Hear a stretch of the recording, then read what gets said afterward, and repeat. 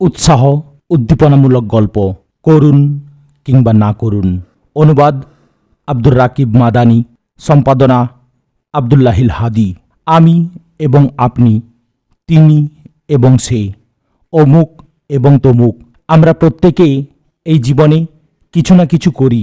হতে পারে আপনি এখন রুজি রোজগারের তল্লাশে ব্যস্ত আছেন, কিংবা খাওয়ার টেবিলে রুচিসম্পন্ন খাদ্য ভক্ষণ করছেন, কিংবা নরম বিছানায় মধুর ঘুমে আচ্ছন্ন আছেন, কিংবা সুস্বাস্থ্যের উদ্দেশ্যে ব্যায়াম করছেন, কিংবা সমুদ্র সৈকতে প্রাকৃতিক সৌন্দর্য উপভোগের মাধ্যমে সাপ্তাহিক ছুটি কাটাচ্ছেন, কিংবা কোনো মসজিদে নামাজ আদায় করছেন, কিংবা কোরআনের কিছু অংশ পড়ছেন, কিংবা আল্লাহর জিকির করছেন।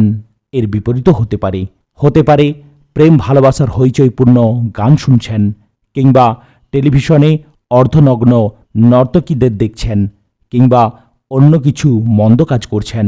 হতে পারে যাই হোক না কেন, এসব কাজ আপনি করতে পারেন, নাও করতে পারেন, অনুশীলন করতে পারেন, আবার প্রত্যাখ্যানও করতে পারেন। কেবল আপনি শুরু এবং শেষ সিদ্ধান্তের মালিক। তাই আপনি সানন্দে কাজে যেতে পারেন কিংবা নাও যেতে পারেন, খেতে পারেন কিংবা নাও খেতে পারেন।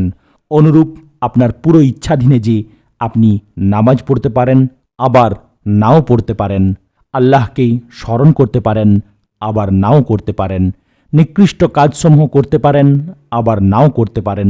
বর্ণিত প্রত্যেক বিষয়ের মালিক আপনি এসব ব্যাপারে স্বাধীন। আপনি এসব কাজ করতেও পারেন, আবার নাও করতে পারেন। কিন্তু শুধু একটি কাজ এমন আছে যা হবেই হবে। এ বিষয়টি কিন্তু আগের চেয়ে ভিন্ন। এটি করা এবং না করার স্বাধীনতা আপনার নেই, বরং অবশ্যই এটা ঘটবে। আপনি তাতে সন্তুষ্ট থাকুন কিংবা অসন্তুষ্ট, চান বা না চান। সেই অটল সত্যটি হচ্ছে যে আপনাকে মরতে হবে। অতঃপর অবশ্যই আপনাকে এক নতুন বাসস্থান এবং ভিন্ন জীবনে প্রত্যাবর্তন করতে হবে।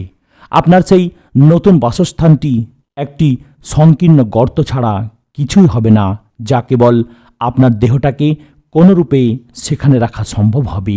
তাছাড়া জানালাবিহীন, আলোবিহীন এই স্থানটি কতই না অন্ধকার হবে। শুধু এতটুকুই নয়, বরং উপর থেকে আপনার আপন লোকজন, আত্মীয় স্বজনরা নিষ্ঠুরের মতো মাটি চাপিয়ে দিবে, আর অচেনা লোকের মতো আপনাকে সেখানে একা ফেলে রেখে নিজ নিজ বাড়ি ফিরবে, যেন আপনি তাদের কেউই নন। আপনি আর্তনাদ ও চিৎকার করে যদি তাদের ডাকতেও থাকেন, তারা শুনতে পাবে না। আপনি শত চেষ্টা করলেও কাফনে জড়ানো শরীরটাকে খুলে উঠে বসতে পারবেন না। সেই ঘরে প্রচণ্ড গরমে ফ্যান বা এসির ব্যবস্থা থাকবে না, এমনকি বাইরের একটু বাতাসও প্রবেশ করতে পারবে না। আর না দারুণ ঠান্ডার দিনে লেপ কাঁথার ব্যবস্থা থাকবে। আপনার আশেপাশে হবে বিশ্রী কদাকার পোকামাকড়, যারা আপনার কাফনকে কুরে কুরে খেয়ে আপনার নরম গোস্ত মাংস আঁচড়ে আঁচড়ে খাবে। এসবের পরেও আপনি জানেন না যে আপনার সেই নতুন জীবনটা কেমন হবে। আপনি সৌভাগ্যবান হবেন না দুর্ভাগ্যবান, এটা আপনার সৎ কাজের উপর নির্ভর করবে, যা আপনি এর পূর্বের জীবনে করেছিলেন। অবশ্যই এটা ভয়ঙ্কর ব্যাপার। তবে যেহেতু আপনি এই কথাগুলো পড়ার সুযোগ পাচ্ছেন, তার মানে আপনার হাতে নেক আমল করার এবং আল্লাহর নিকট ক্ষমা চাওয়ার সুযোগ আছে। তাই আসুন সুযোগ কাজে লাগাই, কারণ এই জীবন তো কয়দিনের মাত্র। তারপর হয়তো লোকেরা বলবে, অমুক মারা গেছে, দুনিয়া থেকে বিদায় নিয়েছে, আল্লাহ তাকে ক্ষমা করুক। 2-4 দিন হয়তো লোকেরা আপনার মৃত্যুতে আফসোস করবে, তারপর সব ভুলে যাবে।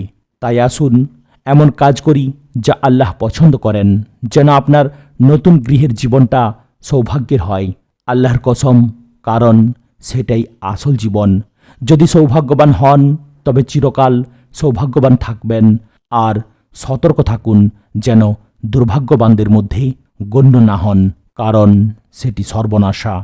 নবী সাল্লাল্লাহু আলাইহি ওয়াসাল্লাম বলেন, মৃত ব্যক্তিকে যখন কবর দেয়া হয়, তখন কালো বর্ণ ও নীল বর্ণ 2 জন ফেরেশতা আসে।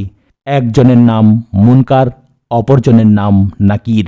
তারা মৃত ব্যক্তিকে জিজ্ঞেস করবে, এই লোকটির সম্পর্কে পৃথিবীতে তুমি কি বলেছিলে? সে বলবে, ইনি আল্লাহর বান্দা এবং তাঁর রাসূল। আমি সাক্ষ্য দিচ্ছি যে আল্লাহ ব্যতীত কোনো সত্য উপাস্য নেই এবং মুহাম্মদ সাল্লাল্লাহু আলাইহি ওয়াসাল্লাম আল্লাহর বান্দা ও রাসূল। দুই ফেরেশতা বলবে, আমরা জানি যা তুমি বলেছিলে। অতঃপর তার কবর দৈর্ঘ্যপ্রস্থে 70 গজ সম্প্রসারিত করে তা আলোয় আলোকিত করে দেয়া হবে। তারপর বলা হবে, ঘুমিয়ে পড়ো। সে বলবে, আমার পরিবারের কাছে গিয়ে তাদের এ খবর দিতে চাই।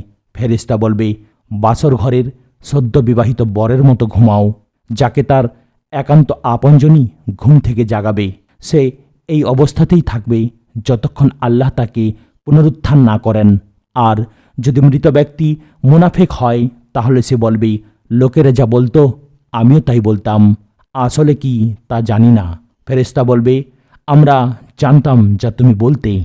অতঃপর মাটিকে আদেশ করা হবে, জোড়া লেগে যাও। মাটি মিলে যাবে, যার কারণে মৃতের পাঁজরের হাড় চাপে এদিক ওদিক হয়ে যাবে। এইভাবে তার শাস্তি হতে থাকবে যতক্ষণ আল্লাহ তাকে পুনরায় না উঠান। হাদিস হাসান, সহিহুল জামে নম্বর 724।